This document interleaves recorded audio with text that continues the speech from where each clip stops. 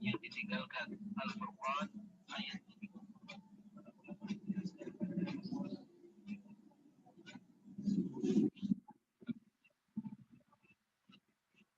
Mohon maaf suaranya kurang jelas, Bapak. Pak Ustadz, punten Pak Ustadz, sudah di dalam ya? Saya belum lihat.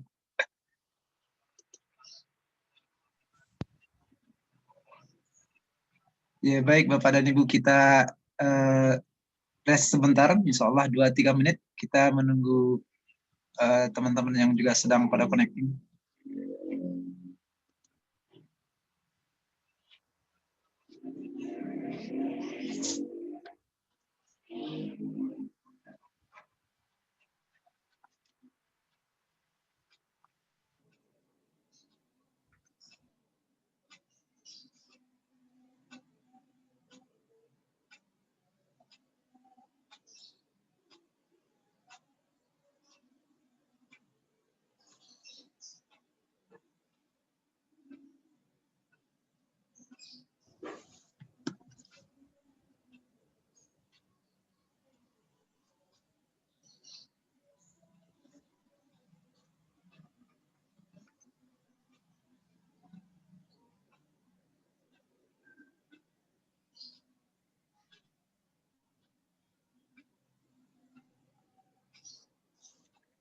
Pak Amiruddin, punten, apakah sudah ada di dalam ruangan?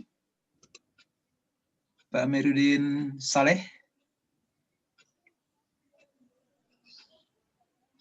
Alhamdulillah sudah ya.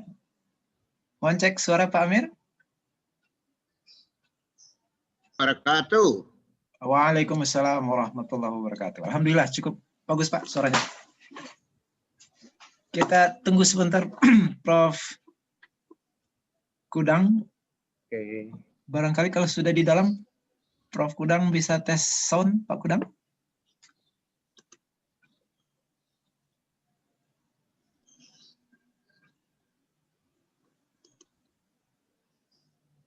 Ya, barangkali beliau sedang berusaha untuk connect. Kita tunggu sebentar Bapak dan Ibu yang saya hormati.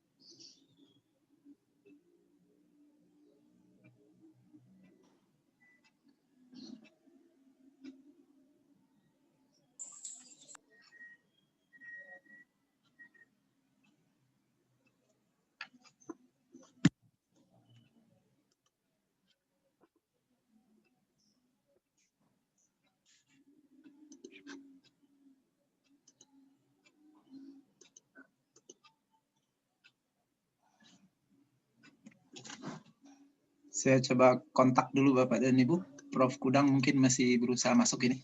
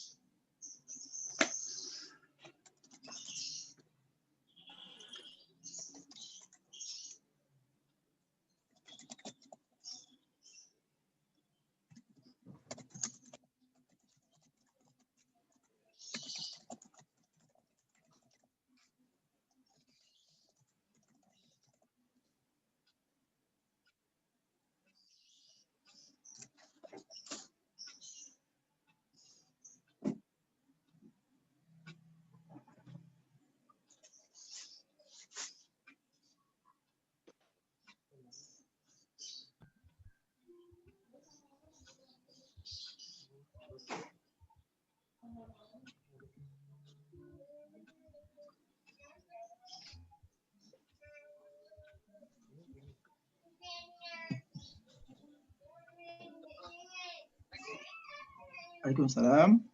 Prof, ya Prof, sudah bisa masuk? Halo Prof. Halo. Assalamualaikum. Sudah bisa masuk Prof? Halo.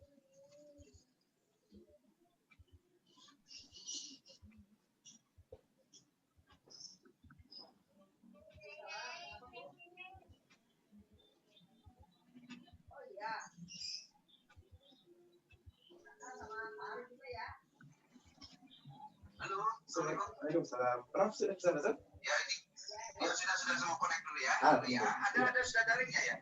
Sudah. Daringnya. Sudah. Ya. Kalau bisa connect ya. Siap. Mulai bongkar-bongkar itu barusan si Bu Ari nelfon. Pak Ari udah ada di sana sama Pak Min. Heeh.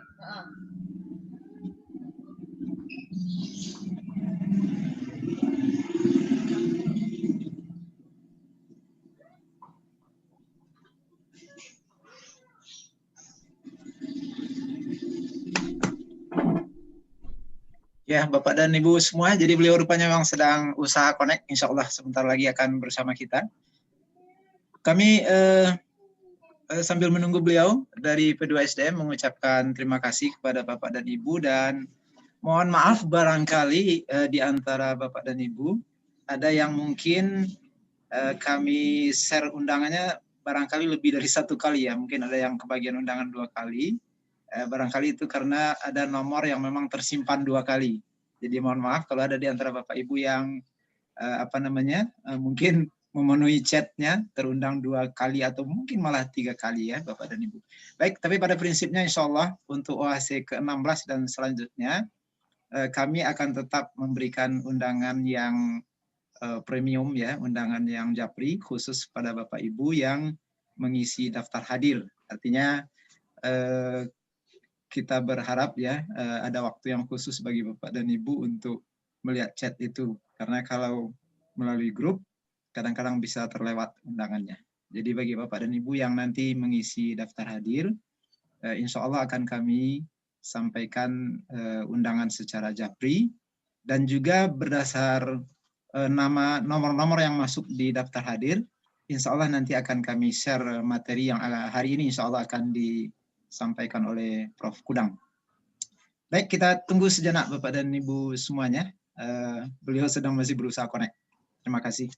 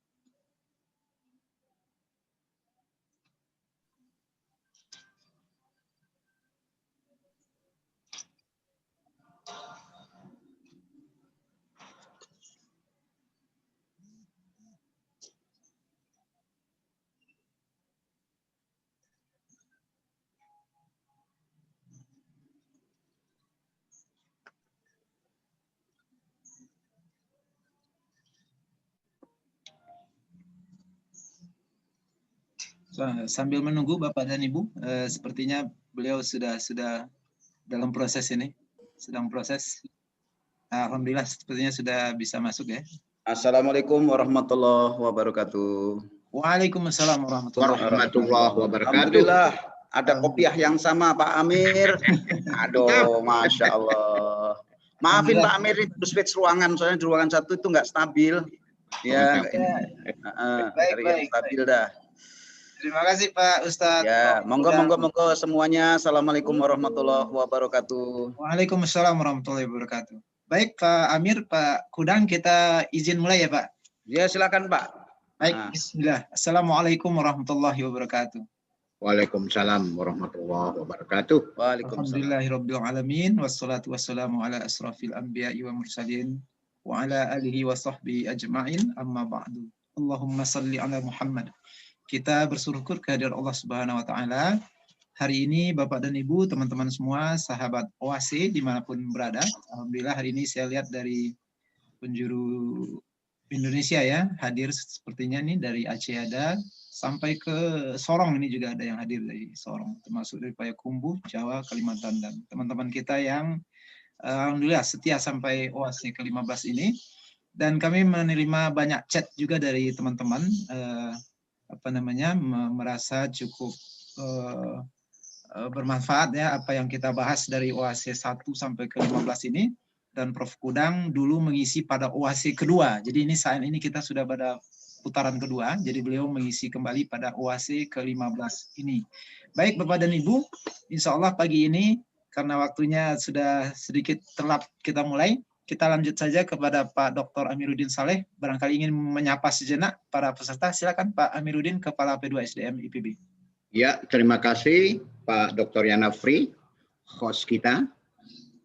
Assalamualaikum warahmatullahi wabarakatuh. Waalaikumsalam warahmatullahi wabarakatuh. Bismillahirrahmanirrahim. Alhamdulillahirabbil alamin. Wa bihi nasta'in ala umurdunya waddin wassalatu wassalam wa ala asrofil anbiya'i wal mursalin wa ala alihi washabihi ajmain. Allahumma sholli ala Muhammad wa ala ali Muhammad. Sallu wasallam alaihi. Amma ba'du. Salam sejahtera untuk kita semua. Wabil khusus narasumber kita, Pak Ustadz, Pak Profesor Kudang, Boro Seminar yang kami hormati. Juga semua hadirin, sahabat filah kita yang dirahmati Allah Subhanahu wa Ta'ala. Saya lihat ini ada fotonya Kak Ajis ini. Kak Ajis ini saudaranya Pak yang baru meninggal dunia, Ki Agus Dahlan. Kami keluarga besar OAC ini mengucapkan turut berduka Pak Ajis, mendoakan Dahlan itu orang baik. Kami selalu berinteraksi baik secara akademis maupun secara dakwah-dakwah, dan kami akui semoga Allah berikan jannah dan dikumpulkan bersama orang-orang soleh dan soleh. Amin. Amin ya robbal alamin. Bapak Ibu sekalian, syukur alhamdulillah kajian kita hari ini mempertemukan dengan ahlinya, ahli teknologi. Tentu kita ingin adalah teknologi informasi juga. Pak Kudang ini adalah dekan Fateta. Sudah selesai Pak. Oh sudah selesai. Tapi masih ada aura-aura nilainya ya Pak ya.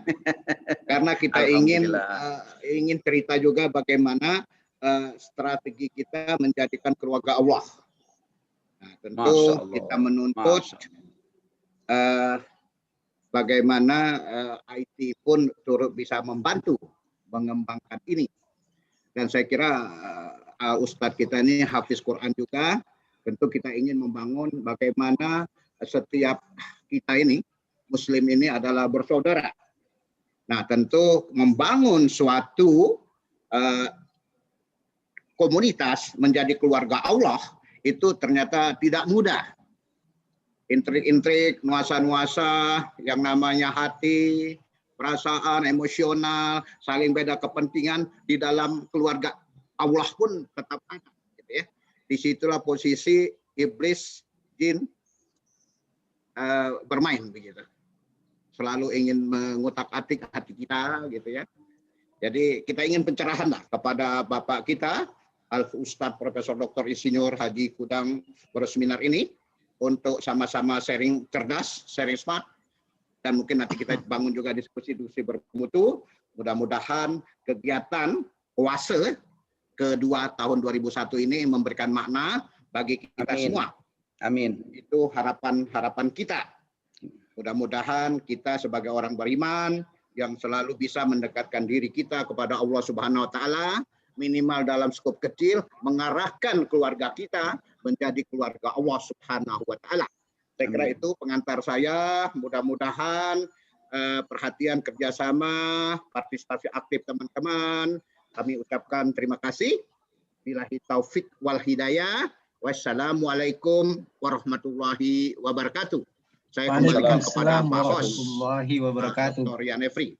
Silakan. Terima kasih Pak Dr. Amiruddin Saleh, Kepala P2SDM yang menyapa kita bersama hari ini. Baik Bapak dan Ibu, kita akan langsung kepada Ustadz Profesor Dr. Insinyur Kudang Boroseminar MSc.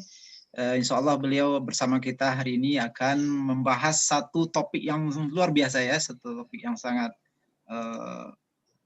bermanfaat insya Allah bagi kita, dan tidak banyak orang tahu bahwa ternyata Allah itu punya keluarga di bumi ya, jadi Allah punya keluarga di dunia. Nah insya Allah nanti akan dibahas oleh beliau seperti apa keluarga Allah itu, karena dijelaskan dalam satu hadis yang diriwayatkan oleh An-Nasa'i ya. Insya Allah nanti Pak Kudang Boroseminar, beliau yang mengambil IPB pada tahun 83 ya, beliau selesai S1-nya 83, melanjutkan kuliah beliau di Universitas Brunswick, Kanada, S2 dan S3-nya. Nah kemudian beliau salah satu yang doktor bidang ilmu komputer ya, itu salah satunya beliau yang pertama kali di IPB sebagai doktor bidang komputer itu. Saat itu belum ada.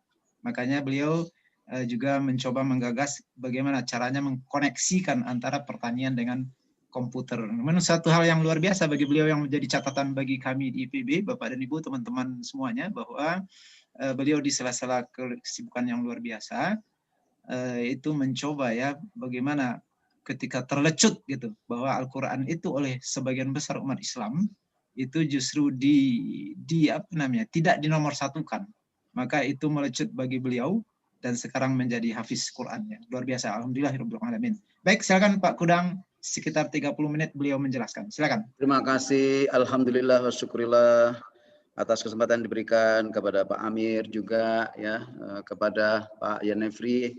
Alhamdulillah saya begitu dapat undangan judulnya menjadi, halo, ya menjadi keluarga Allah ini berat sekali, tapi menantang. Jadi ini cita-cita yang paling mulia. Tidak ada cita-cita yang lebih mulia daripada menjadi keluarga Allah. Karena kalau sudah keluarga Allah, baik di bumi, di alam barzah, di alam persidangan sampai nanti di yaumil kiamah, Allah terus melindungi kita dan mengutamakan kita. Radhiyallahu anhum wa radu'an. Dzalika liman khasya rabbah. Jadi Allah ridho sama mereka ini karena mereka juga ridho kepada Allah dengan mempelajari Al-Quran, membacanya, menghafalnya, mempertahankan hafalannya, sehingga Allah mengakui dia sebagai ahlullah. Bapak Ibu, yang pertama saya tadi sudah sampaikan slide, kebetulan saya sampaikan duluan mengenai slide ini. Kita sudah sampaikan tadi slide-nya, yaitu bahwa ya wa nunazzilu minal Qur'an ma huwa syifa wa rahmatul lil mu'minin. Ada lanjutannya wala yadzidud dhalimina illa khasara. Jadi Allah menegaskan Al-Qur'an ini diturunkan dengan maksud apa? Sebagai obat lahir maupun batin. Ya. Dan sebagai rahmat, wa ma arsalnaka illa rahmatan lil alamin. Aku tidak mengutus engkau Muhammad kecuali rahmat seluruh alam, yang Islam, yang non-muslim, semua dapat rahmat. Hewan, tumbuhan, batu, air, semua dapat rahmat Allah. Itu yang diutus Nabi Muhammad SAW. Bagi orang-orang yang berapa? Yang beriman. Jadi Quran ini akan menjadi obat dan menjadi rahmat bagi orang beriman. Bagaimana enggak beriman? Itu ada lanjutannya. Wala yazidud dhalimina illa khasara. Dan tidaklah Quran ini akan menambah-nambah bagi orang yang zalim kecuali kesulitan, kebencian, ketidaksukaan. Jadi Al-Quran adalah sebagai Al-Furqan, melakukan quality assurance dan quality testing siapa yang berpihak kepada Allah, siapa yang sebetulnya bukan bagian daripada yang mendapat ridha Allah. Yaitu apa? Orang yang benci sama Quran, orang yang tidak suka sama Al-Quran, orang yang merasa sengsara dengan adanya Al-Quran, itulah wala yazidud dhalimina illa khasara, tidak akan menambah Quran ini kecuali bagi orang dolim, kecuali kesulitan. Jadi sudah langsung Al-Furqan, penyortir mana produk Allah yang baik, mana produk Allah yang buruk. Kemudian Allah juga memberikan ulasannya bahwa ternyata Allah itu mempunyai keluarga, mempunyai pilihan siapa yang dianugerahi Al-Quran ini. Ya. Allah berfirman dalam surat Al-Fatir ayat 32, dicatat ya. Tsumma awrasnal kitabal ladzina astafaina min ibadina. Tidak saya sampaikan di PPT. Tsumma awrasnal kitabal ladzina astafaina min ibadina. Kemudian kitab Al-Quran itu kami wariskan kepada orang-orang yang kami pilih di antara hamba-hamba kami. Berarti orang nyukai Quran itu pilihan Allah. Jadi bahasanya begini, bukan kita mau, Allah yang milih sehingga timbul mau. Nah, jadi kalau melihat kata-kata ini, rugi benar ya orang yang nggak dipilih ya. Nah, makanya kalau mau carmuk, carmuklah ke Allah, jangan carmuk ke penguasa. Carmuknya sama Allah supaya dipilih. Summa aurasnal kitabal ladzina astafaina min ibadina. Sesungguhnya kemudian itu kitab kami wariskan kepada orang kami pilih di antara hamba-hamba kami. Faminhum dzalimun li nafsihi wa minhum muqtasid wa minhum sabiqum bi khairati bi idznillah dzalika huwal fadlul kabir. Nah, setelah diwariskan itu di antara mereka ada yang menganiaya sendiri, dikasih warisan tapi disia-siakan, bahkan didolimi, bahkan Quran ditaruh di belakang punggungnya untuk kepentingan hawa nafsunya. Dan di antara mereka ada yang pertengahan, kalau lagi untung Quran dipakai, kalau enggak lagi untung yang lain dipakai. Jadi ada yang demikian kata Allah, ya. Wa minhum muqtasid. Nah, yang terakhir itu yang baik. Wa minhum sabiqum bi khairati bi idznillah. Dan di antara mereka ada yang lebih dahulu berbuat kebaikan dengan izin Allah. Yang demikian itulah karunia yang amat besar. Nah, jadi ini kaitannya kalau ada istilah warisan siapa? Warisan itu pasti kalau anfusakum wa ahlikum naro. Jagalah dirimu dan ahli warismu siapa? Istri, anak, murid-murid yang dibina, santri-santri yang dia ajar, anak-anak asuh yang dia angkat, dididik, dibimbing, bukan hanya anak dalam perih darat, itu termasuk ahli waris. Nah, kalau Quran diwariskan kepada orang yang dipilih, berarti apa? Mengarah kepada keluarga Allah. Ya. Jadi ini kita masukin di sini. Nah, kemudian apalagi yang hal yang paling dekat ya. Di dalam Ahlullah tadi yang cuman Pak Amir dan dengan tadi yang MC, hamba-hamba khusus bagi Allah itu Rasulullah bersabda, Innallaha ahlina minan nas. Qalu man hum ya Rasulullah, katanya. Sesungguhnya Allah itu punya keluarga di antara manusia. Innallaha ahlina minan nas. Lalu bertanya sahabat itu, man hum ya Rasulullah, siapa mereka itu? Qala, kata Rasulullah, ahlul Qur'ani hum ahlullahi wa khassatuh au kama qol rawahu Imam Ahmad. Kurang lebih seperti itu diriwayatkan Muhammad. Jadi siapa? Kata Rasulullah, para ahli Quran. Tuh, ahli Quran. Gimana bacanya, tajwidnya benar. Kemudian hafalannya banyak, bahkan ada yang hafal 30 juz. Yang 30 juz pun ada yang hafal tidak satu qiraati, ada yang hafal 7 qiraati seperti guru saya Syekh Ahmad Mustafa Marahamis almarhum. Dia hafal 7 bacaan, bukan hanya satu. Ya, nah, jadi itulah keluarga Allah. Jadi kalau ingin jadi keluarga Allah nggak ada pilihan, sudah nggak ada diskusi di ruang ini kecuali apa? Cinta Quran, keluar rumah belajar Quran, ngaji belajar Quran dengan cara SOP-nya Rasulullah. Gimana?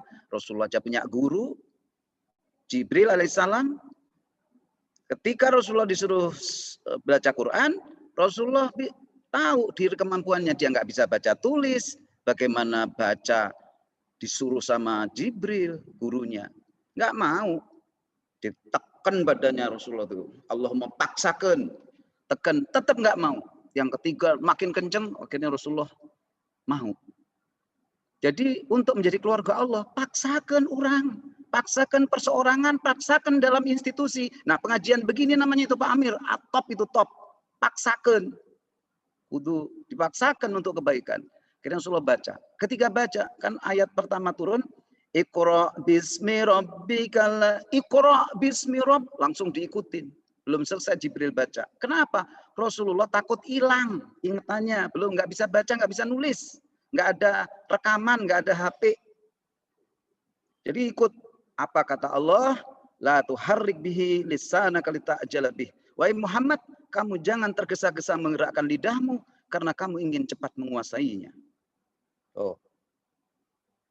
Lalu Allah menjamin, inna alaina jam'ahu wa qur'ana. Sungguh tanggungan kami, Muhammad, untuk menempatkan Quran di dadamu dan memuatmu pandai membacanya. Bukan urusanmu, urusanku. Jadi nggak usah tergesa-gesa duluin gurumu. Fa'idha qara'nahu fattabi' qur'anah. Kalau Jibril gurumu sedang baca, dengerin. Kalau dia sudah selesai, fattabi' qur'anah, ikutin bacaan ini. Imam Syafi'i dan beberapa imam lain menjadikan ayat ini sebagai dasar. Belajar Quran itu harus pakai guru. Guru mas sanes YouTube, guru sanes Google, guru sanes Kiai Haji Facebook, sanes guru manungsa. Yang sudah hafiz juga kalau mau ngafal. Nggak boleh guru belum hafiz ngajarin hafal Quran. Nah itu yang disebut belajar sesuai SOP-nya Rasulullah. Bukan belajar sorangan. Nah, terus Allah jamin. Sampai Allah diulang-ulang ayatnya 4 kali. Saking untuk meyakinkan kita semua ini. Walaqad yassarnal Qur'ana lidzikri fahal mim muddakir. Diulangi sampai 4 kali tapi ada selang-selangnya. Apa artinya? Aku sungguh telah membuat Al-Quran ini mudah dipelajari. Fahal mim muddakir. Namun siapa yang mempelajarinya? Nah, siapa yang mempelajarinya ini adalah orang-orang yang mau belajar dengan SOP-nya Rasulullah. Begitu. Jadi kalau belajar sendiri sulit, ya pantas sulit karena belajar dengan SOP-nya sendiri. Kalau belajarnya dengan guru yang benar, SOP yang benar, insya Allah Allah kasih jalan. Karena apa? Tanggungan kami, kata Allah. Menempatkan Quran di dadamu dan membuatmu pandai membacanya. Jadi singkat, hari ini langsung menojok kepada permasalahan untuk menjadi ahlullah. Kembangkan cinta, kembangkan hati untuk belajar Quran, kumpul sama ahli Quran, kumpul sama orang yang cinta Quran, kumpul sama hafiz Quran, kumpul sama ari-ari qiraati Quran. Di situ kita akan nanti dijemput oleh Allah, ya. Dijemput oleh Allah, irji'i ila rabbiki radiyatan mardiyah fadkhuli fi ibadi. Masuklah kamu ke golongan hamba-hambaku apa? Hamba yang aku wariskan Al-Quran itu dengan kamu. Karena akan aku jadikan keluargaku. Sampai ke keluarga ini, apa jadinya keistimewaannya? Orang yang sudah hafaz Quran, salah satu keistimewaannya, Bapak Ibu sekalian, dia nanti bisa mensyafaati 10 anggota keluarganya yang sudah divonis ahli neraka. Tapi tetap matinya masih mati iman Islam, cuman banyakan dosanya. Sehingga harus masuk neraka. Sudah diputuskan, tapi karena ada anak hafiz, keluarga terdekat, ya tentunya bapak ibunya dulu. Kalau bapak ibunya sudah ahli surga, yang lain, yang ahli neraka. Itu bisa disyafaati 10 orang, ada hadisnya. Itu yang pertama. Yang kedua, dia di dunia itu dibebaskan dari penyakit pikun. Orang hafal Quran itu nggak ada pikun sampai mati. Ya. Kemudian apa? Kemudian sama Allah. Dia itu hatinya oleh Allah selalu dikasih sinar. Allah waliyul ladzina amanu yukhrijuhum minadh-dhulumati ilan nur. Allah walinya orang beriman dan selalu mengeluarkan dari gelap menuju terang. Imam Syafi'i padahal hafal Quran 7 tahun, itu ngeluh ke gurunya. Ya guru, saya itu buruk sekali hafalan. Baru nambah ini yang kemarin lupa, nambah ini. Apa gurunya enggak suruh? Ulangi Quran, belajar yang sebanyak-banyaknya, diulangin, belajar segini enggak. Gurunya bilang, Al-Qur'anu nur. Quran itu cahaya. Wal maksiatu dzulumah. Maksiat itu kegelapan. Enggak akan bercampur cahaya dengan kegelapan. Apa yang diberikan kepada Imam Syafi'i yang masih semuda itu? Jangan maksiat. Kalau kamu maksiat, Quran enggak mau deket. Loh kok kenapa? Karena tiap huruf di Al-Quran, alif, lam, mim, dzal, 27 itu, hijaiyah, itu ada malaikat yang jaga khusus. Khusus. Makanya baca alif, lam, mim. Itu bukan berarti satu. Alifnya 10, lamnya 10, mimnya 10. Jadi dia dapat pahala 30 bacaan. Dan ngaca bismillahirrahmanirrahim. Ba, sin, mim. Lam alifnya double. Hak marbuta. Berapa hitung dah? Kalikan 10. Kalau lagi wudhu dan sholat, tiap hurufnya 50. Gimana kalau dia hafal? Tiap hari berbuat kebaikan dia. Nah, kemudian pada waktu meninggal, ada 2 orang pemuda meninggal. Rasulullah mau memakamkan. Pertanyaannya, ini yang mana mau diduluin? Rasulullah nanya, man hafizul Quran? Siapa yang hafiz Quran? Si fulan. Langsung dia memakamkan yang hafiz Quran. Kenapa? Kalau Allah aja itu menganggap keluarganya, bagaimana Rasulullah terhadap keluarganya? Begitu Rasulullah, dianya sendiri seorang qori terbaik aja masih menghargai umatnya yang hafiz sehingga didulukan makamnya. Kemudian disampaikan juga di dalam ayat yang lain, seorang hafiz Quran itu apa dia salah satu keuntungan daripada ini? Nanti di yaumil qiyamah, ya, orang yang ahli Quran ini itu mereka itu iqra'ul Qur'ana fa innahu ya'ti yaumal qiyamati syafi'an li ashabih.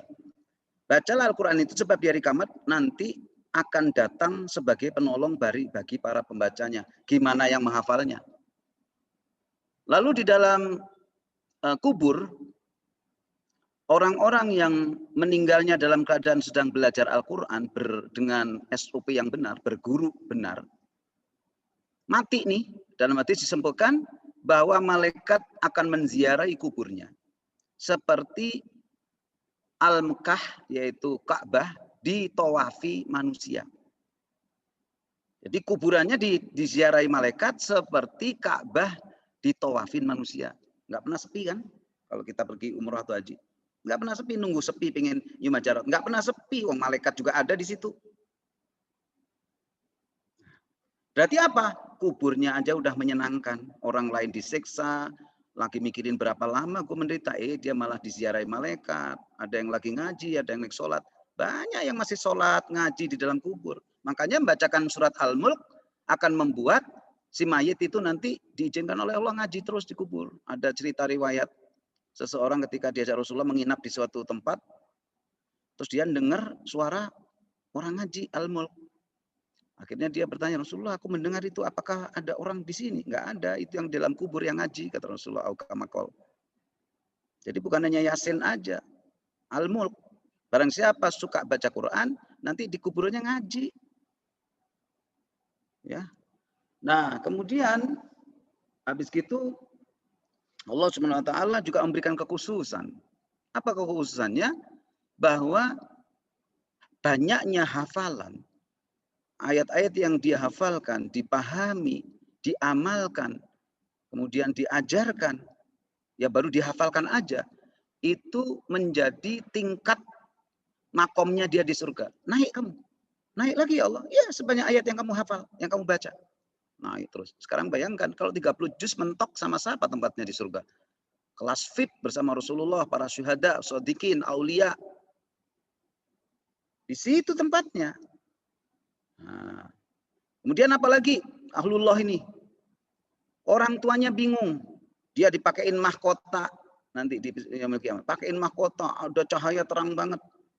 Orang tuanya bilang, ya Allah, aku ini amalku apa? Aku nggak punya amal istimewa. Ada suara datang. Anakmu seorang hafiz Quran. Inilah penghargaan kepada orang tuanya. Jadi kalau kita dibilang, emang kita bisa balas itu kebaikan orang tua dengan harta sak gunung Uhud? Nggak bisa. Tapi gara-gara dia hafiz Quran, suka ngaji Quran, dia membalas dan orang tuanya sampai merasakan pahalanya nggak sesuai dengan amalnya di dunia. Kenapa? Asbab anaknya hafiz Quran.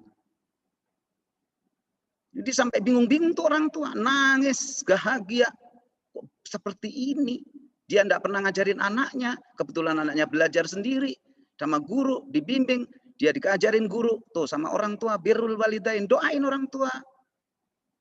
Nah, karena dia hafal di mobil ngirimin Al-Fatihah, di kereta bacain Al-Mulk, di pesawat bacain Yasin. Yasin itu pahalanya seperti 10 kali khataman Quran. Bisa enggak ngatamin 10 kali dalam 1 tahun? Satu baca Yasin itu nilainya pahalanya sama dengan 10 kali khataman Quran. Au kama qol. Baca Al-Ikhlas 3 kali, pahalanya sama dengan 1 khataman Quran. Dikasih mudah sama Allah, tapi karena nggak beriman, masa sih amal kecil besar-besar itu? Sama Allah kok mikirin gitu? Kita aja di IPB, ada orang nggak pernah sekolah, cuma berhasil dikasihin doktor honoris causa. Ngiri kita yang dapat doktor berat-berat. Kalau orang aja bisa begitu, Allah lebih dari itu atuh. Masalahnya iman. Nah, itu. Nah, jadi mereka ini bisa melakukan hal-hal istimewa karena keluarga Allah. Tempatnya aja paling tinggi bersama Rasulullah. Nah, kemudian apa?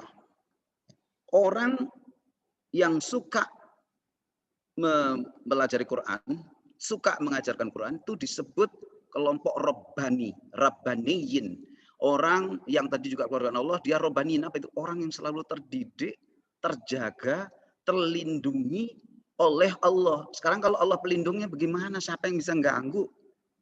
Bakteri, virus, apa ini? Virus yang sekarang ini, siapa yang mau ganggu? Asal dia nggak khianat ya. Jangan hafal Quran tapi khianat. Allah tahu. Tapi kalau dia murni mengandalkan Allah, Allah lindungi. Allah nggak butuh sebab untuk ngasih orang kena nyakit virus. Mau pakai kayak mau ditumpuk nggak pernah pergi, Allah kirim kun fayakun. Jadi bukan masalah maskernya, bukan masalah apanya. Takwanya dan butuhnya sama Allah, lalu pakai ikhtiar-ikhtiar yang nggak bertentangan dengan aturan Allah. Itu yang bikin kita sehat. Bukan karena pakai maskernya. Kalau pakai maskernya masa Pangeran Charles kena, Doni Manardo kena, rektor kita kena, semua kena yang besar-besar. Jadi Allah nggak butuh sebab untuk ngirim, tapi kita butuh sebab supaya mendapatkan ridho Allah dan jadi keluarganya. Kita yang butuh sebab, kalau Allah nggak butuh sebab.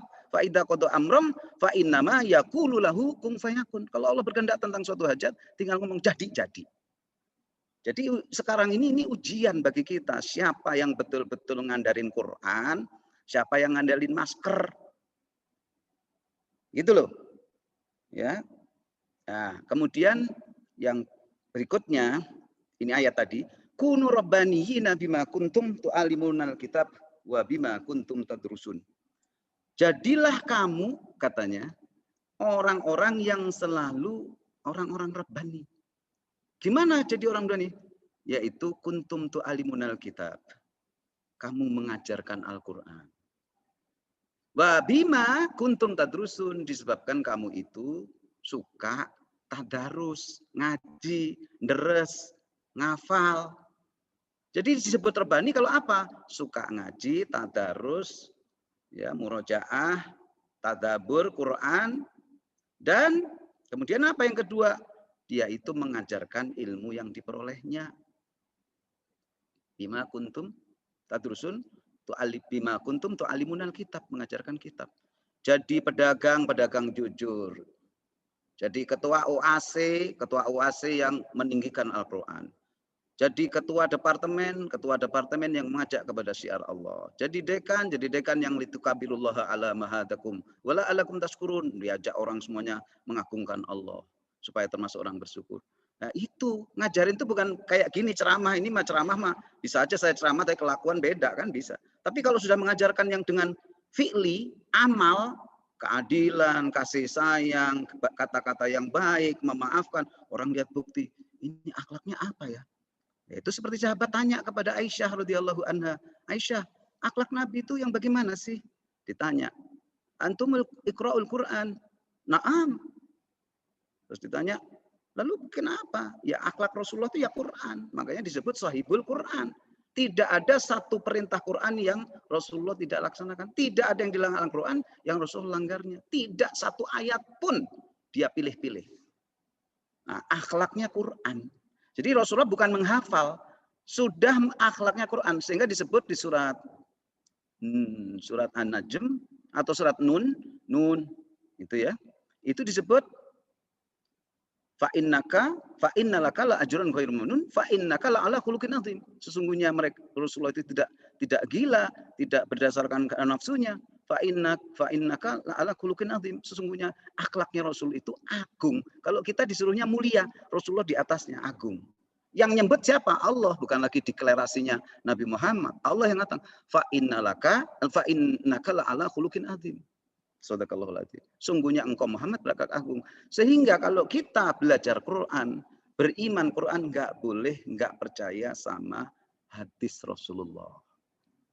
Kenapa? Karena hadis itu disebutkan di surat An-Najm, in huwa illa wahyu yuha. Perkataan Rasul, qaul, perbuatan Rasul, fi'li, cita-cita Rasul, ya, tarki Rasul. Ya, fikri Rasul itu juga termasuk. Jadi Rasulullah mendiamkan, misalnya si Umar mengajak sholat taraweh jamaah, Rasulullah nggak pernah, tapi didiamkan. Itu hadis, itu juga wahyu. Rasulullah pernah bercita-cita puasa 10 Muharram sama 9 kan? 10 Muharram itu orang Yahudi mengatakan, kenapa engkau puasa Rasulullah? Ini untuk mensyukuri Nabi Musa diselamatkan oleh Allah ketika dikejar Fir'aun dan Fir'aun dicelakakan. Saya senang. Loh, kalau kamu aja yang enggak nurutin sama Nabi Musa walaupun ikut senang-senang gitu, kami lebih berhak karena kami mengikuti Nabi Musa, membenarkan Nabi Musa, dan kamu itu hanya mensyukuri ketika diselamatkan doang, tapi ajarannya enggak diikutin. Kami lebih berhak. Tapi Rasulullah ingin supaya enggak sama orang Yahudi, gimana ya? Rasulullah bilang, kalau aku diberi umur panjang tahun depan, tanggal 9-nya hidup, saya akan puasa. Cita-citanya aja, beliau meninggal 12 Rabiul Awal. Meninggal bulan Rabiul Awal. Akhirnya apa? Akhirnya itu menjadi cita-cita yang belum terlaksana. Itu juga sudah hadis. Dikatakan in huwa illa wahyu yuha. Sesungguhnya perkataan, perbuatan, cita-cita, diamnya Rasulullah itu adalah hadis. Jadi kalau orang percaya Quran nggak percaya hadis, kata Allah, kamu belum kafah belajar Quran dan belum kafah masuk Islam. Ya ayyuhalladzina amanu dkhulu fis silmi kafah. Wala tattabi'u khutuwati syaitan. Nah, oleh karena itu saya mengajak teman-teman, jangan gampang-gampang. Nggak punya guru, nggak punya ilmu hadis, nggak punya ilmu Quran, mengatakan hadis ini dhaif, hadis ini batal. Jangan. Kalau itu betul-betul benar, ente berarti ngelawan kalimat Allah. Kalau memang nggak tahu juga jangan mengatakan, oh ya ini hadis loh, hadis itu masalah yang wahyu. Ya, jadi nggak boleh nyalah-nyalahin, nggak boleh benar padahal belum tahu. Cari dulu, cari guru kalau perlu. Tanyakan ini hadis ada nggak? Gitu. Nah, inilah tadi menjadi keluarga Allah itu harus apa? Totalitas. Makanya disebut yadkhulu fis silmi kafah. Apa? Taslim, nurut sama Allah, berserah diri sama Allah, tidak satupun apa yang menjadi orang Allah termasuk hadis yang dia cederai, yang dia kianati, termasuk Al-Quran. Demikian jamaah rahimakumullah. Jadi ajakan saya adalah di zaman yang serba, nanti di akhir zaman kata Rasul akan timbul yang disebut dengan fitnah ulama su. Apa itu? Fitnahnya ulama tapi yang akhlaknya berbeda dengan Al-Quran. Dan ini yang berbahaya karena nanti kulminasinya adalah keluarnya si keluarnya si Dajjal bermata satu. Aku lu qouli hadza wa astaghfirullahi lakum. Assalamualaikum warahmatullahi wabarakatuh. Saya ada 14 menit ya. Masih panjang. Baik. Terima kasih Pak Ustadz Prof. Kudam. Alhamdulillah. Jadi beliau menyampaikan benar-benar langsung kepada inti persoalan ya, bahwa yang namanya keluarga Allah itu mungkin sebagian besar kita baru saja mengetahui bahwa Allah itu punya keluarga. Jadi sebenarnya itu istilah Bapak dan Ibu. Adapun sebetulnya suruhan dan kemudian yang dicontohkan oleh Rasulullah untuk menjadi keluarga Allah itu sudah sejak zaman dahulu kala, semenjak beliau ada ya, beliau mencontohkan begitu ya. Dan yang beliau contohkan itu dengan mempelajari Al-Quran, menerapkannya, mengajarkannya sampai hari ini kita tahu Al-Quran itu, nah itu sebetulnya adalah sebuah aktivitas untuk menjadi keluarga Allah itu. Namun memang sebagian kaum muslimin, umat muslimin, begitu mendengar keluarga Allah kok ada sesuatu yang aneh begitu. Masa Allah punya keluarga? Nah ternyata Bapak dan Ibu semua, apa yang beliau barusan uraikan pada kita semua, intinya sebetulnya yaitulah bahwa Al-Quran itu panduan hidup seorang muslim, itu yang harus kita tahu. Sayang sekali Bapak dan Ibu, memang sebagian besar kaum muslimin, termasuk kita tentunya ya, termasuk saya sendiri, bahwa kita belum, saya yakin belum begitu maksimal menerapkan, mematok ya, bahkan mematok begitu. Beliau sampaikan tadi bahwa berguru mempelajari Al-Quran itu jangan sendiri, harus ada gurunya. Berarti harus ada suatu kesengajaan di situ, harus ada suatu penetapan waktu untuk belajar itu. Adapun OAC ini ya hanya sekedar pemantik motivasi saja Bapak dan Ibu semua. Jadi itulah ternyata yang dimaksud keluarga Allah adalah orang-orang yang dekat dengan Al-Quran. Beliau itu ahlul Quran. Mereka itu mempelajari Al-Quran, kemudian menerapkannya. Dan itulah sebetulnya inti dari Islam itu, yaitu menerapkan Al-Quran dan dijelaskan oleh sunnah Rasulullah. Baik Bapak dan Ibu semua, sudah sampai pada intinya beliau sampaikan ya apa yang dimaksud keluarga Allah itu. Jadi memang kita di OAC selalu mengutip ya, kita upayakan selalu mengutip judul-judul topik-topik kita itu adalah dari ayat-ayat Al-Quran ataupun dari sunnah Rasulullah. Biasanya begitu yang kita jadikan topik setiap OAC. Baik Bapak dan Ibu, dan mohon kesediaan Pak Ustadz Kudang untuk bisa sedikit diskusi dengan teman-teman. Ini beberapa chat sudah masuk. Nama ada satu pertanyaan juga nih yang muncul, yaitu di antara artinya kita mengetahui banyak orang yang jauh lebih paham dibanding kita begitu ya tentang agama ini, tentang Al-Quran, tentang Sunnah. Jadi tingkat kefahaman mereka dengan ilmu itu jauh lebih tinggi, kita yakin itu begitu. Ya. Namun kenapa Ustadz? Pertanyaannya adalah kenapa ada juga orang-orang yang kita anggap tinggi seperti itu, tetapi justru keberpihakan pada Islamnya itu sepertinya kurang begitu. Itu kenapa kira-kira Ustaz? Nah itu satu pertanyaan. Yang lainnya nanti saya bacakan, kalau masih ada waktu insya Allah saya bacakan nanti. Silakan Pak Ustaz, yang satu dulu. Ya, terima kasih Pak. Saya kira sangat cepat itu ya, disampaikan dalam satu hadis bahwa yang disebut ilmu dan pemahaman ilmu adalah seperti tanaman. Tapi buahnya adalah yaitu akhlakul karimah. Jadi bukan banyaknya hadis yang dihafal, fasihnya bacaan, kepahaman. Amalnya itu sepakat atau comply enggak dengan kepahamannya.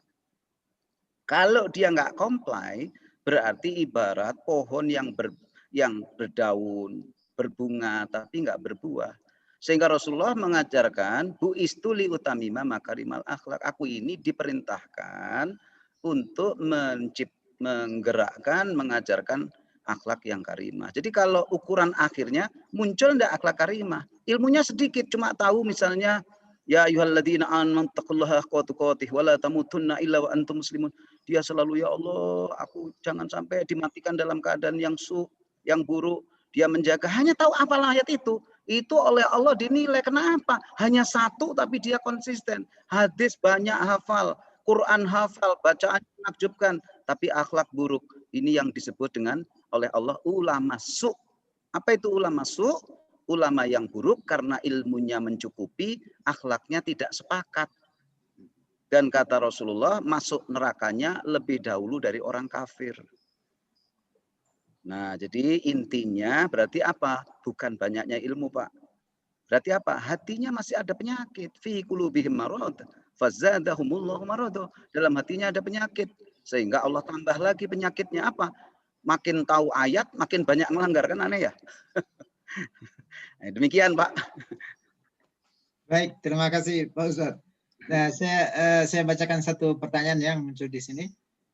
Bagaimana tips kita Pak Ustadz? Jadi bagaimana tips dan trik supaya mudah menjadi seorang hafiz? Ya, sesuai dengan yang beliau jalankan mudah-mudahan ya. Silakan Pak. Ya. Baik. Ada 4 atau 5 ya, saya nanti coba. Secara prinsip cuma 4 ini, secara prinsip. Pertama, nawait ya, berniat semata-mata karena Allah. Itu. Jadi itu harus niat semata-mata karena Allah, lillah, fillah, billah. Jadi bukan ada intrik-intrik yang lain, nggak ada, semuanya karena Allah. Ya, tidak ingin hafal Quran supaya dipanggil hafiz, tidak ingin hafal Quran supaya nanti jadi ketua pesantren, tidak ingin supaya nanti diberangkatin ke haji, diakhirkan supaya dipanggil hafiz, atau nanti supaya tangannya diciumin orang. Kalau seperti itu kata Allah, wa ma umiru illa liya'budullaha mukhlishina lahuddin. Allah tidak menyuruh kamu berbuat sesuatu kecuali tulus karena agama, enggak kamu kontaminasi dengan tujuan-tujuan lain selain Allah. Satu, nawait. Kemudian apa? Azam. Azam itu faida azamta fatawakkal 'alallah innallaha yuhibbul mutawakkilin. Kokohkan dengan tekad. Setelah tekad, tawakal. Sulit, berat, jauh ke rumah guru. Jangan dijadiin alasan. Namanya mau mencapai keluarga Allah ya sulit. Tahukah kamu jalan yang sulit dan mendaki? Ya itu salah satunya. Belajar Quran dengan berguru. Tantangannya banyak banget. Nyediain waktu, ngikutin waktu yang diberikan guru. Nah, jadi apa berarti azam? Yang kedua, tantangannya apa? Cari guru. Cari guru. Guru apa? Guru yang memang menuntut ilmunya Quran, berguru. Gurunya berguru. Gurunya lagi berguru sehingga sanadnya sampai kepada Rasulullah. Begitu. Nggak boleh sembarangan guru. Dan kita aja S1. Saya S1 mekanisasi pertanian. Pembimbing saya Profesor Hadi Karya Daria. Sama Pak Susilo Sarwono. Itu aja di universitas yang saya tahu hebat. Nanti Pak Susilo dulu pembimbingnya siapa? Pak Hadi Karya seseorang di Michigan State University. Terus sampai yang lain. Kita aja begitu untuk ilmu dunia. Masa ilmu agama cuma belajar dari YouTube. Mengapa ilmu agama menjadi lebih rendah? Harus lebih mulia. Harus punya guru. Apalagi Quran. Nah, jadi cari guru. Ada seseorang ketika tanya ini ya, Pak Amiruddin bilang, duh cari guru. Kan kita udah guru besar Pak Gudang. Udah doktor. Tahu cara-cara bagaimana mempelajari suatu ilmu. Pak, ini ilmu sanes ilmu sembarangan. Rasulullah aja makhluk terbaik di muka bumi pakai guru. Masa Bapak Profesor merasa lebih hebat dari Nabi Muhammad? Nah, itu yang kedua. Yang ketiga apa? Yang ketiga, ikuti setelah nemu guru, ikutin apa kata guru. Pak Gudang, datang kapan aja, mau malam, mau pagi. Loh, santri-santri yang lain suruh datang tiap hari. Saya kok begini? Oh, dia rupanya lihat, udah berkeluarga, belajar juga udah umur 40 tahun, udah harus ngajar, jadi dosen kalau disiapin yang seperti itu. Nah, jadi kita ikutin apa kata guru. Yang keempat, sediain waktu. Sediain waktu, memang apa? Jangan Quran itu begini, kalau ada waktu aku ngaji. Bukan Quran itu, aku harus ada waktu untuk Quran, yang lainnya kalau ada waktu. Nah, begitu konsepnya dibalik. Ulah kalau ada waktu kalah sama project, badminton, goes, eta nomor hiji. No Quran upami ayak waktu. Itu berarti prioritasnya udah yang ke-100 ya Pak Amir ya. Yes. Teori prioritas jadi main di sini. Nah, yang kelima adalah minta kepada Allah. Karena yang punya izin kan Allah tadi. Jadi apa? Rabbi zidni ilma, farzukni fahma. Nah, ya Allah, Rabbi zidni tambahlah ilmu kami dan jadikanlah. Wah, ini rupanya suara saya mantul karena ada HP nyala ini. Bentar Pak. Ya, jadi karena itu menyebabkan kita ini terus memiliki kemampuan dibantu oleh Allah karena tadi itu. Jadi pertama niat, azam ya, niat azam itu jadi satu paket, cari guru, ikutin apa aja perintah guru, ya, cari berkahnya guru. Kemudian yang keempat adalah menyediakan waktu utama, harus ada waktu untuk Quran, yang lainnya kalau ada. Yang kelima, minta sama Allah karena toh izin kita ngafal. Pak, hari ini saya ngapal satu surat atau satu ayat itu susahnya bagian. Tapi apal nggak apal? Itu juga karena izin Allah loh. Syukurin. Jangan terus nyesel sedih cuma bisa ngapal. Itu bisa satu itu karena izin Allah. Nah, jadi Kalau nanti legowo seperti itu, 5 tips tadi insya Allah Pak memudahkan. Ini pengalaman saya. Saya baru belajar Quran umur 36 tahun. Saya masuk IPB pertama kali belum bisa baca tulis. Disuruh saya itu di TPB nulis Al-Fatihah, dikasih 15 menit. Saya nggak melakukan apa-apa, nangis saya. Saya biasa bintang pelajar, sekarang kok jadi orang paling blow on nih. 15 menit nggak ngapa-ngapain. Nah, jadi tidak ada istilah umur belajar Quran. Mau umur 60, ada yang hafal mulai umur 65. Dan hafal Quran setelah 15 tahun, 80 baru hafal. Jadi tidak ada batasan. Insya Allah seperti itu Pak. Ya Nefri. Terima kasih Pak Prof Kudang, motivasi yang luar biasa ya bagi kita semua Bapak dan Ibu ya. Kita semuanya kan umurnya nih sekitar 17 tahun nih sekarang nih. Ada yang 20 tahun, ada yang 35 ya, ada yang 45, ada yang 60, nah ada juga yang hampir 70 ya. Jadi Bapak dan Ibu ya terima kasih sekali nih Prof, motivasinya tidak ada batas waktu untuk belajar Al-Quran itu ya. Baik, Bapak dan Ibu saya bacakan satu lagi, mudah-mudahan Prof masih punya waktu juga ya. Insya Allah saya sediain waktu khusus untuk Pak Amir. Alhamdulillah ya. Jadi tadi Prof juga menyebutkan satu ayat tentang Al-Quran itu sebagai as-sifa, sebagai obat, sebagai rahmat, sebagai obat. Nah, bagaimana kita mengkombinasikannya? Atau pertanyaannya sih mana duluan gitu ya? Pertanyaan mana duluan? Al-Quran dulu atau dokter dulu begitu kita sakit? Kemudian satu lagi pertanyaan dari hal itu, bagaimana kita yakin begitu ya bahwa memang Al-Quran itu bisa menyembuhkan? Kalau bisa kan harusnya COVID ini juga banyak sekali orang yang bisa terhindar harusnya. Begitu pertanyaannya Prof. Silakan Prof. Ya baik. Jadi gini, itu logikanya logika ilmiah biasa. Gini ya, kita pernah tanya enggak? Kalau kita sakit datang ke dokter. Dokternya enggak kenal tapi ada dokter. Habis gitu diperiksa, dikasih resep, obatnya pahit, mahal, cara minumnya gini-gini. Nurut, dia enggak ngerti tuh nanti pengaruh secara kimia di mana, nyerang apa, bagaimana bisa sembuh. Nurut aja, harga mahal, nurut aja.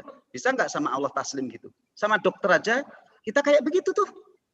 Saya tanya, kalau kamu bermain logika, apa dasarmu nurut sama dokter yang notabene setiap hari ke kamar kecil kayak ente?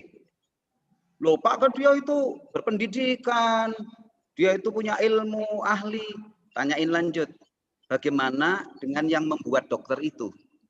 Kalau kamu konsisten secara ilmiah, garis modus ponen, kalau A maka B, B maka C, nah kalau A ini yang menciptakan si B, berarti Allah menciptakan juga apa-apa ilmu yang sudah dicari dokter.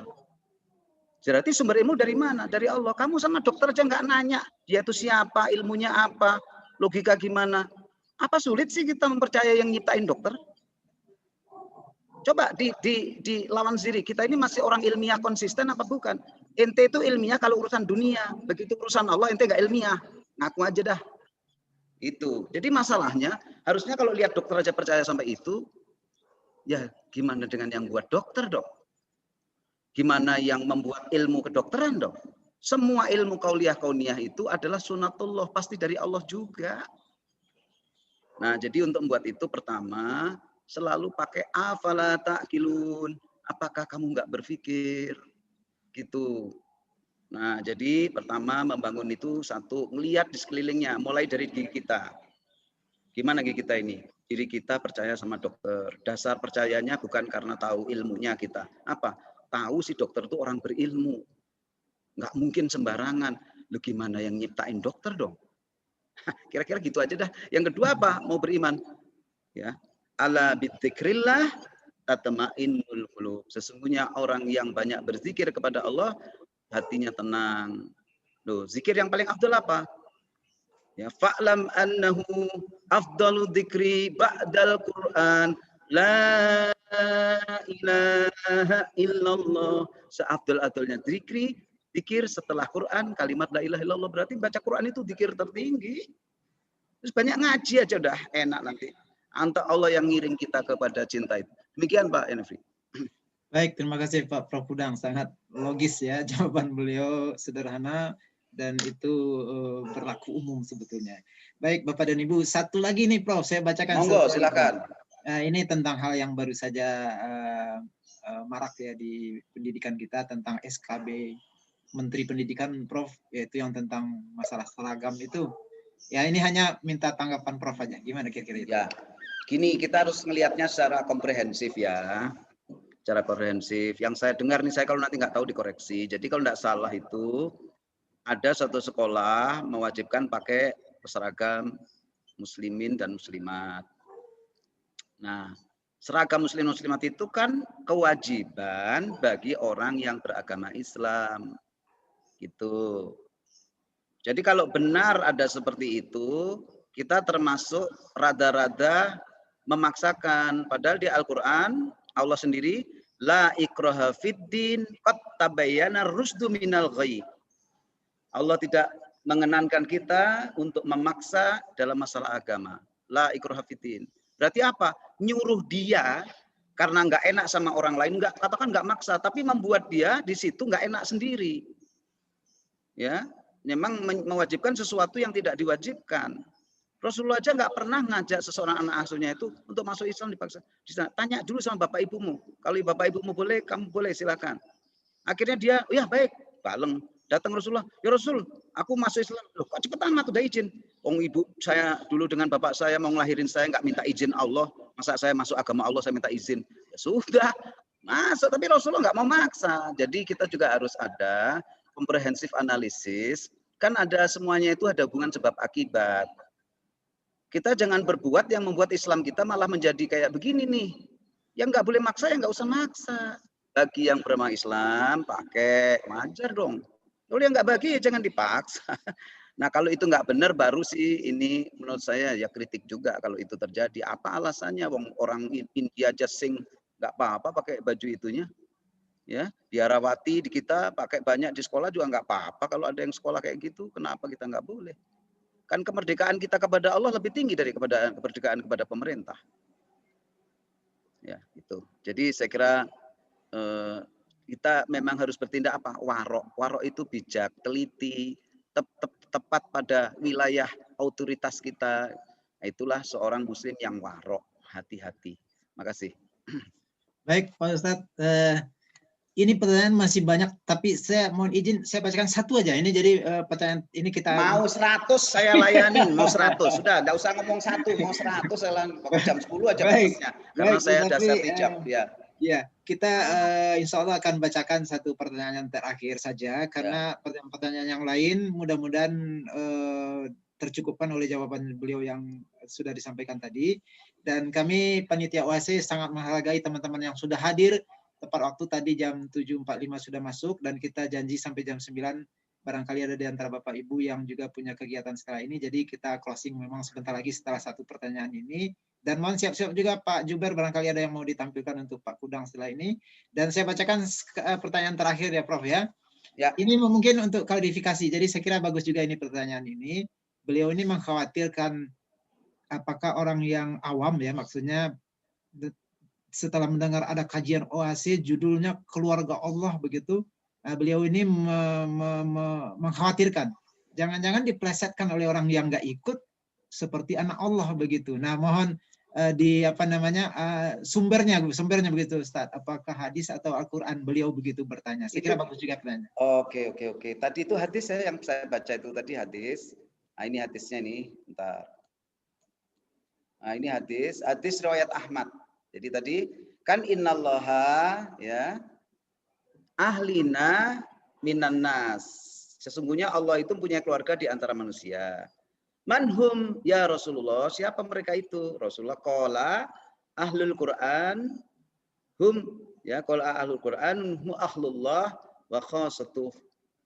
Ya, jadi kata Rasulullah para ahli Quran, ahlul Quran ya, hum ahlullah, mereka itu keluarga Allah dan hamba pilihannya tuh. Hadis riwayat Ahmad. Ketika saya baca au kamakol, itu kalau Al-Quran saya bacanya shadaqallahul adzim, tapi kalau hadis au kamakol kurang lebih seperti itu, karena kadang-kadang terjemahannya nggak seperti yang tapi kurang lebih kita diampuni. Tapi kalau kita mengatakan langsung seperti itu Rasulullah mengatakan, nah, kita jangan-jangan punya kelemahan, tafsir aja nggak punya ilmunya kita, mau sembarangan. Pak Rektor aja bacain 17-an pidato menteri nggak boleh salah sedikit pun.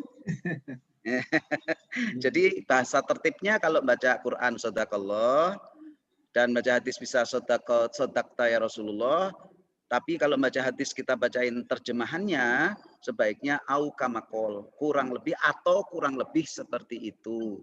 Baru disebutkan rawahu Ahmad. Jadi rawahu Ahmad, Pak. Jadi ini hadisnya. Jadi ini hadis tentang ahlullah itu. Nah, kalau sudah dijelaskan ahlullah itu seperti ini, tidak boleh diterjemahkan lain. Bahwa itu adalah anaknya Allah. Jelas Allah kul huwallahu ahad. Katakan Allah itu satu. Allahu somad. Allah tempat satu-satunya semua makhluk bergantung. Lam yalid walam yulad, tidak berputra dan tidak diputrakan. Enggak mungkin suatu hadis akan kontradiksi dengan ayat. Enggak mungkin. Itu namanya konsistensi dalam logika ilmu. Kalau kita punya ilmu, X lebih besar dari 5. Tapi X lebih kecil dari 10. Loh Pak, ada kemungkinan kan di bawah 10 itu di atas 5. Nah itu yang namanya kontradiktif. Kan kita udah belajar ilmu logika. Contradiction and tautology. Diajarin Pak Andi Hakim. Jadi agama paling ilmiah itu Islam. Paling ilmiah. Ngikutin modus ponen, induktif, didaktif, ya, transitivitas. Ngikutin semua. Allah juga, karena itu emang ilmunya Al-Quran seperti itu. Kalau nggak ada dasarnya, inti dari mana nyimpulin hadis ini? Artinya anaknya Allah. Berarti anak beranak dong, dosa banget itu. Nah, jadi belajar hadis harus belajar. Makanya orang ahli tafsir itu syaratnya ada 25 ilmu, Pak. Satu apa? Dia hafal Quran. Hafal banyak hadis. Ngerti sejarah Islam. Ngerti asbabun nuzul. Ngerti ilmu badik. Ngerti ilmu mansah mansuh. Lughawiyah Arabiyah. Harus tahu bahasa Arab, bahasa seninya. 25 ilmu. Kita apa?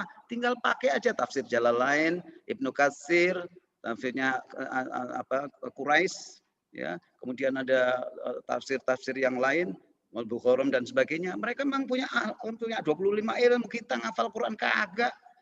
Hadis nggak punya. Itu sama aja Ende komentar di Wikipedia. Melon ini gini, Bapak apa? Saya tukang las. Enak aja Bapak tukang las ngomongin semangka. Emang Wikipedia bebas. Nggak boleh dipakai sebagai rujukan ilmiah Wikipedia mah.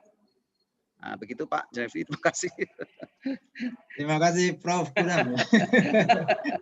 Ya, kita ini di lingkungan ilmiah Pak. Jadi harus kita kembalikan kepada tatanan orang ilmiah. Makanya orang ilmiah ini terlalu membanggakan kaidah ilmiah sehingga banyak sekali skolarisme itu justru hadir dari lingkungan ilmiah. Karena mereka menuhankan logika insaniah daripada logika ilahiyah. Padahal Allah suruh dua-duanya. Nah itu aja. Makanya contoh-contohnya yang gitu dah. Yang langsung-langsung aja dah. Makasih Pak. Baik, judul kajian kita juga kajian ilmiah Prof. Kajian OAC, kajian ilmiah. Iya, alhamdulillah. Baik, terima kasih Prof. Ya. Apa namanya ya, kita mungkin memang waktu harus dibatasi juga ya. Walaupun ada lagi pertanyaan. Sampai Japri ini ke saya Prof. Sampai Japri ke saya satu orang ini. Tapi ya sudah kasihkan aja daripada penasaran asal Pak Amir legowo. Saya tidak berani melawan Pak Amir karena di sini ulil amrinya Pak Amir. Kalau dia legowo saya ikut, kalau enggak jangan. Baik, jadi ini pertanyaan terakhir yang kedua ya. Baik, benar-benar ini yang terakhir kedua ya. Ini benar yang terakhir Prof karena kita harus lagi. Monggo. Untuk menjadi keluarga Allah itu apa memang harus hafiz Quran atau bagaimana kalau hafalnya cuma 1 juz, cuma setengah juz? Ya kira-kira begitu Prof pertanyaannya. Lupa ya tadi ya. Kalau orang yang hafal Qurannya sesuai dengan SOP-nya Allah, baru sekian Allah cabut. Dia didatangi malaikat di kuburnya, diziarahi seperti Ka'bah di tawafin manusia. Lalu yang menghafal Quran ini yang datang bukan hanya malaikat, kepalanya malaikat Jibril alaihissalam yang ngajarin Rasulullah. Kata si Jibril kepada si mayat di kubur tadi, "Kum, iqra'ul Quran." Nah, seperti ya ayyuhal muzammil qumil laila illa qulila nisfahu aw inqus minhu qalila aw zid alaihi warattil qur'ana tartila. Cuman ini di dalam kubur, Rasulullah masih di tempat tidur, suruh baca Quran. Siapa yang nyuruh? Jibril, Pak. Terus Jibril bilang, gurunya sekarang aku, lanjutin hafalanmu dengan gurumu kemarin di dunia. Karena kamu ngikutin SOP, maka sekarang tak terusin. Sampai nanti kamu di bangkit kudur ini, trompet kedua ditiupkan oleh Israfil, kamu sudah hafal 30 juz menghadap Allah. Saya mau tanya apa? Apa dia nggak jadi keluarga Allah? Terjawab enggak nih? Nah, itu ada hadisnya Pak. Enggak sembarangan. Ada hadisnya itu. Jadi barang siapa menghafal Quran, jadi yang namanya hafiz itu Pak Nefri ya, bukan orang yang sudah hafal 30 terus dia udah, bukan. Orang yang sudah hafal 30 juz dan dia terus memelihara. Karena manusia itu pasti pernah lupa, khilaf. Nah, karena dia menjaga, mengulang lagi, baca lagi. Imam Hafiz Umar bin Hafiz ya, yang masih hidup sekarang, itu dia bilang, aku hafal Quran tapi aku membaca. Kenapa kadang-kadang baca? Karena mataku juga perlu pahala. Ngelihat Quran itu dapat pahala. Gitu. Nah, yang penting cara belajarnya ngikutin SOP-nya, seberapa pun hasilnya nanti Allah yang memperbaiki. Yuslih lakum a'malakum yaghfir lakum dzunubakum. Allah yang perbaiki nanti. Ya, itu Pak. Terima kasih. Baik, terima kasih Prof. Kudang. Ini pertanyaan terakhir beneran. Jadi terima kasih ya pencerahan bagi kita pagi ini OAC ke-15. Bapak dan Ibu semuanya, teman-teman, kami juga terima kasih sebesar-besarnya atas dukungan kehadirannya ya. Hari ini alhamdulillah sampai 125 orang punya waktu untuk ketemu dengan topiknya bagus Pak, pinter nih yang cari topiknya. Ya, mudah-mudahan Prof. Kudang juga nanti untuk putaran ketiga nanti masih ada waktu bersama kita. Boleh, masih mengenai itu boleh. Juga Yang lain sekalian boleh. pada teman-teman yang banyak bertanya tadi, ini komentar juga banyak di chat ya, hari ini kajiannya bagus sekali. Ya, amin. Kemudian kita juga sedang menyiapkan buku ya. Terima kasih ini kepada Mbak Ayu bersama Mas Fahri ini yang sedang memproses bukunya ini. Jadi masih dalam ruangan dapur ini. Insya Allah nanti akan kita share buku itu bagi yang berminat nanti, Prof. Baik, Bapak dan Ibu semua. Pak Udang boleh usul ya, mumpung masih belum sama Pak Amir. Itu yang tadi chat-chat itu kan hilang kalau nanti kita selesai. Tolong direkam aja dulu langsung pakai mouse. Baik. Ya, jadi nanti kalau ada bisa ada yang lewat Pak Amir atau lewat saya, lalu di WA ke saya, siapa tahu bisa kita jawab. Siap, Mas Juber dari dapur bisa bantu ya Mas Juber. Dan sekalian saya obrolkan dengan Mas Juber juga nih, karena banyak permintaan juga. Kalau bisa ada YouTube-nya, supaya nanti bisa kita dengar lagi belakangan. Kalau ada YouTube kan bisa dengar lagi ya. Nah mungkin OAC ke-16, Prof, kita akan mulai ada YouTube-nya juga mudah-mudahan. Amin. Mengusulkan seperti itu. Ya, silakan Pak Amir menyampaikan closing untuk Pak Prof. Kudang. Silakan juga Pak Juber dibantu. Ya, terima kasih Pak Host. Alhamdulillah wa syukurillah. Diskusi smart kita semakin mantap. Interaksinya berjalan dengan baik. Saya kira sepakat bahwa garis bawahi ini adalah ilmiah, diskusi smart, kajian ilmiah yang berlandasan Al-Quran dan hadis. Jadi kita masyarakat ilmiah dan secara islami juga ingin membangun seperti itu.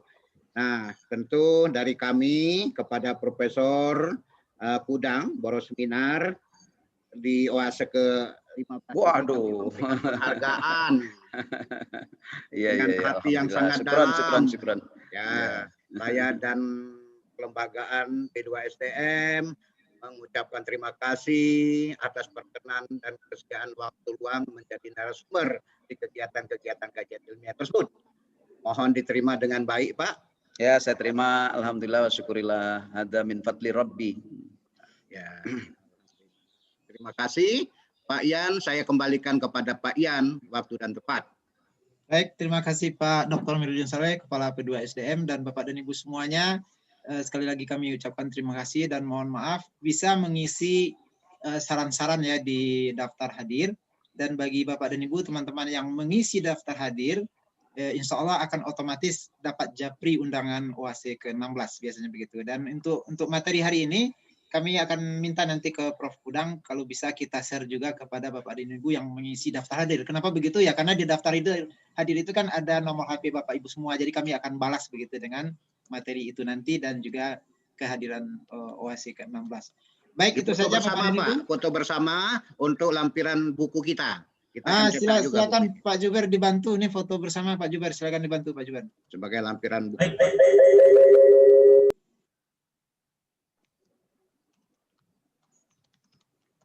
Pak Juber sudah?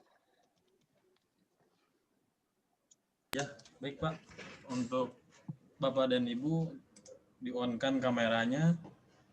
Ada 3 slide sambil menunggu yang lain. 5. Sepertinya tidak semua di-on-kan ya. Nggak apa-apa. Ada Oke, namanya. yang sudah lanjut saja Mas Jubair. Lanjut ya Pak. Yes. Siap. Slide pertama dulu. Siap. 1, 2, 3.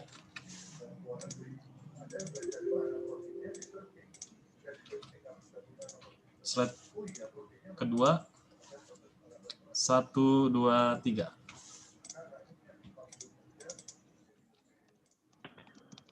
Slide terakhir. 1, 2, 3. Baik, terima kasih Bapak Ibu. Kembalikan ke Pak Yan. Mas Jubair, slide-nya ada yang minta barusan itu daftar hadir sudah expire ya katanya mau isi daftar hadir. Kalau ini tolong di-on-kan lagi daftar hadirnya ya. Oh, baik Pak. Baik Bapak Ibu, dengan demikian kita akhiri OAC ke-15 ini. Sekali lagi kami ucapkan barakallahu fikum. Semoga apa yang Amin. hari ini menjadi ilmu yang bermanfaat bagi kita. Amin. Ya Allah. Dan Amin. kami panitia dari IPB mengaturkan terima kasih dan mohon maaf ada hal-hal yang barangkali kurang berkenan. Billahi taufik wal hidayah. Assalamualaikum warahmatullahi wabarakatuh. Waalaikumsalam warahmatullahi wabarakatuh. Terima kasih, Prof. Jazakumullah khairan. Waalaikumsalam Dan para Terima kasih, Prof. Ya, Uda. makasih. hari ini. Alhamdulillah. Ya. Terima kasih, Pak Yanasri. Minta videonya dong. Tadi datang itu, tadi masuk ke terlambat baru lihat. Ini baru lihat Prof Andi Suryani. Oh, Bu Teteja ini ada di mana-mana ya, selalu hadir terus nih, luar biasa. Ada. Ya. Alhamdulillah. Alhamdulillah. Ya, saya mohon maaf Liv ya, meninggalkan semuanya. Baik, terima kasih Ya. Prof. Terima kasih. Ya, makasih Pak Amir, Pak Janefri, makasih. Ya, terima kasih Prof. Syukron. Pak Yan, saya live juga ya. Masih ada seminar kita. Ya, sama-sama. Ya, siap, Pak. Sama. Ya, terima kasih semua. Assalamualaikum warahmatullahi wabarakatuh. Waalaikumsalam warahmatullahi wabarakatuh.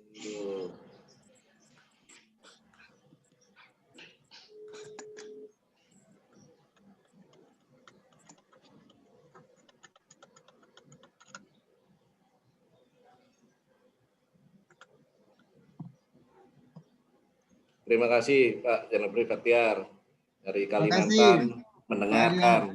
Ya, Oke. terima kasih Pak Andli Anwar. Semoga Mohon bisa maaf ya. berkonsultasi. Siap. Ya, Mujanetli. Oke, terima kasih.